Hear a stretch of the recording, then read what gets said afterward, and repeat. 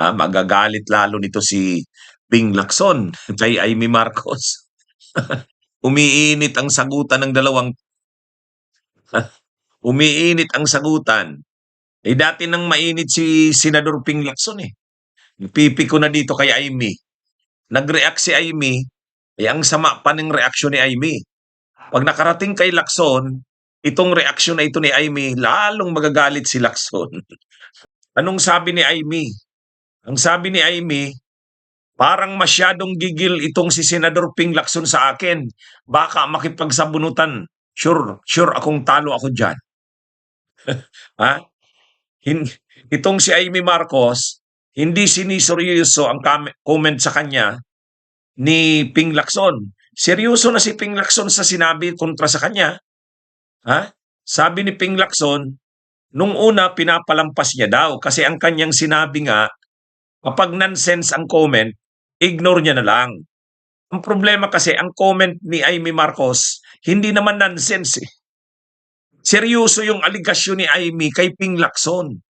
Pinapalabas ni Amy sa kanyang komentaryo na bilang chairman ng Blue Ribbon, si Ping Lacson, ito umano ay parang nakausap na yung matataas na officials ng gobyerno, lalo galing sa executive, ay palibrehin. Kaya wala na daw aasahan dyan sa Blue Ribbon. Ayon kay Amy. Kaya hindi na daw siya interesadong umattend dyan. Parang ano na daw yan eh, pinakiusapan na may wag nang imbestigahan ng mga officials galing sa ehekutibo. Seryoso yung ganung aligasyon. Kaya sabi ni Senador Ping Lacson, nangiinsulto yung remarks mo na yan eh. Sabi niya, kung mayroon ka palang ganyang observations, ba't hindi mo sinabi? Member ka naman ng Senate Blue Ribbon Committee eh. O yan. Oo nga naman mga kabunyog, mga kabayan, seryoso yung aligasyon ni Amy. Sabi ni Amy, wala na raw maaasahan sa hearing ng Blue Ribbon kaya hindi na siya a-attend kasi nakausap na raw ito. Parang ang sinasabi niya, si Senador Ping Lacson ay tuta ng Malacanang na hindi na ito maaasahan maging fair sa pag-iimbestiga ng Blue Ribbon kasi kinausap na ito. Pinapalibre na nito yung mga officials ng executive. Anong reaksyon ni Ping Lacson?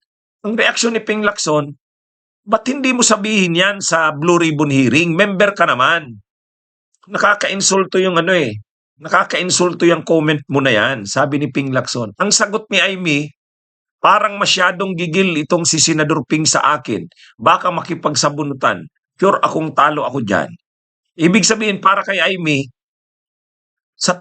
sarcastic ang comment niya. Mga kabunyog, ito eh. Nito, lately kasi kung napapansin nyo, si Amy Marcos ang pinakamaingay sa mga nasa minorya. Si Marcoleta na dating maingay yan sa minorya, tahimik eh. Siyempre, tahimik na sila Joel Villanueva kasi may mga problema sila. Si Jingo Estrada may problema rin. Chis Escudero. Yan, talagang mananahimik na yan. Bago nila pakialaman ang ibang problema, sarili nilang problema ang kaharapin. Pero itong si Amy, ito yung ngayon yung parang, ito ngayon ang parang tirador ng mga nasa minorya. Mga kabunyog, parang tirador ito ngayon ng nasa minorya. Kaya lang, ang problema kay Amy, ang bibig niya, medyo grabe ang sinasabi. Kaya napipiko na rin si Lacson. Kumbaga, inaakusahan si Ping Lacson na ano na yan, kinausap na yan, hindi na, papalibrihin na yan ang mga officials ng executive. Yung matataas na official, papalibrihin na yan. Kaya ngayon, si Ping Lacson na ayaw sanang mag-comment, ini-ignore niya sana, na-realize niya, parang hindi sila tinitigilan ni Amy Marcos. Pati si Soto, binibira ni Amy Marcos. Ito na nga, ang sinisiraan na, yung integridad na ng Blue Ribbon ang sinisiraan ni Amy. Pero sa isang banda, tama yung gagawin ni Ping Lacson. Ang ginawa ni Ping Lacson, nag-schedule na kaagad ng hearing sa January 19. O tama 'yon. Hmm, tama 'yon. Nag-schedule na si Senador Ping Lacson ng hearing sa January 19. Ipapatawag na si Traigib Ulaybar, ipapatawag si Maynard Ngo, oh, ipapatawag si Bunuan. 'Pag hindi daw umattend si Traigib Ulaybar, yung USEC ng DepEd dati, ipapaaresto daw, sabi ni Ping Lacson. O tama naman 'yun. Kaya anyway, tama 'yan. Ang gawin na lang ni Senador Ping Lacson, ipakita niya na hindi totoo yung sinasabi na yan ni Amy. Ha? Ipakita niya. Paano niya ipapakita? Yung mga officials ng Malacanang na nadawit, ipatawag niya na. Si Amina Pangandaman, ipatawag niya. Si Bersamin, ipatawag niya. Yun ang kapag ginawa yan ni Ping Lacson, mapapahiya yan si Amy. Paano masasabi ni Amy na tinatakpan ni Lacson ang mga executive officials? Pinatatawag niya nga eh. Kaya yan. Tsaka, totoo naman, paano nga naman maakusahan ni Amy na itong si Lacson ay parang hawak na ng Malacanang, may pinoprotektahan na. Samantalang nung isang araw, nag-comment yan si Senador Ping Lacson eh. Nang in-interview si Ping Lacson, anong masasabi niya sa investigasyon? Nang sabi niya, ang problema lang niya, mayroon akong naoobserbahan na parang selective na ang investigasyon eh. Parang may pinapalusot eh.